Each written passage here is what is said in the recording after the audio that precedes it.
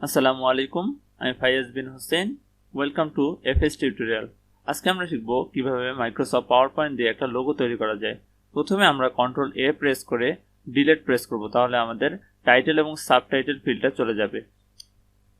দেন আমরা ডিজাইনে যাব। ডিজাইনে গিয়ে কাস্টম স্লাইস সাইজ চুজ করব। কাস্টম স্লাইস সাইজ চুজ করার পরে আমরা আমাদের উইডথটা 7.5 ইঞ্চ দিয়ে দেব। এখন আমরা ডিজাইনে গিয়ে ফরম্যাট ব্যাকগ্রাউন্ড অপশনটা চুজ করব এবং সেখান থেকে আমরা আমাদের ব্যাকগ্রাউন্ড কালারটা ব্লু করে নেব। এরপরে ইনসার্টে যাব। ইনসার্ট থেকে শেপ সিলেক্ট করে একটা সার্কেল ক্রিয়েট করব। সার্কেলটাকে সেন্টারে নিয়ে আসব। সেন্টারে নিয়ে আসার পরে শেপ কালার ইয়েলো করে নেব।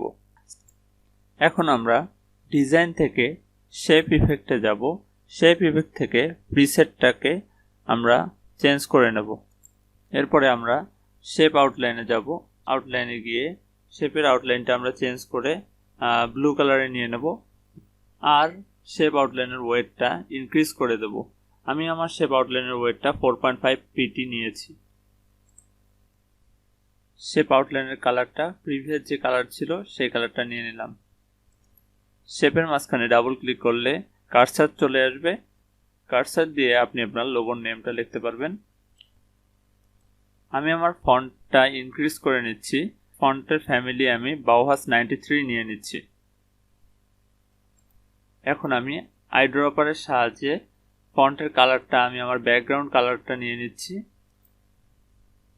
আবার যাব ইনসার্ট অপশনে। ইনসার্ট অপশনে গিয়ে একটা টেক্সট বক্স অ্যাড করব।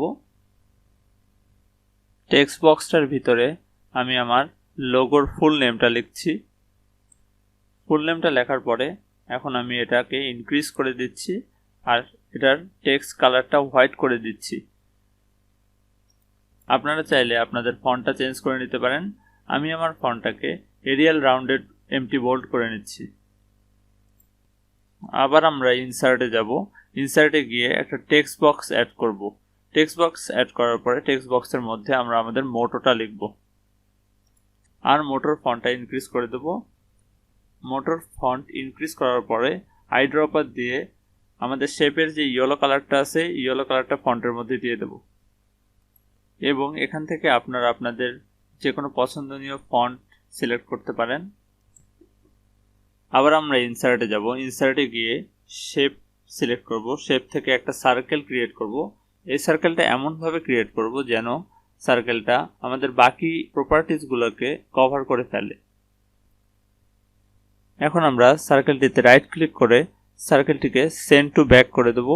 সার্কেলটিকে সেন্ড টু ব্যাক করার পরে আমরা সার্কেলটিকে আইড্রপার দিয়ে আমাদের শেপের ইয়েলো কালারটি অ্যাড করে দেব।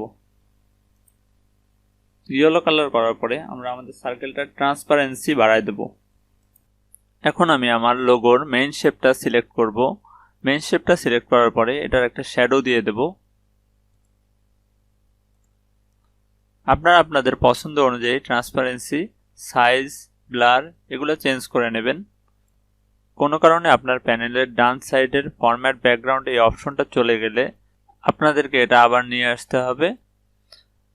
এটা নিয়ে আসার জন্য আপনাদেরকে ডিজাইনে যেতে হবে। ডিজাইনে গেলে আপনারা ডান সাইডে উপরে দেখতে পারবেন ফরম্যাট ব্যাকগ্রাউন্ড অপশনটা চলে আসছে। এটা ক্লিক করলেই আপনাদের ফরম্যাট ব্যাকগ্রাউন্ড প্যানেলটা চলে আসবে। আলহামদুলিল্লাহ, সুন্দর একটা লোগো তৈরি হয়ে গেল। আপনারা চাইলে এরকম যে কোনো কাস্টমাইজ লোগো বানাতে পারবেন। বানিয়ে আপনাদের প্রতিষ্ঠানের জন্য অথবা আপনাদের ফেসবুক পেজ, আপনার বিজনেসের জন্য ইউজ করতে পারবেন। যদি ভিডিওটি ভালো লেগে থাকে তাহলে অবশ্যই সাবস্ক্রাইব করবেন। আপনাদের মতামত জানানোর জন্য কমেন্ট করবেন আর নতুন নতুন ভিডিওর আপডেট পেতে বেল আইকনটিতে ক্লিক করবেন। ধন্যবাদ সবাইকে। ভালো থাকবেন, সুস্থ থাকবেন।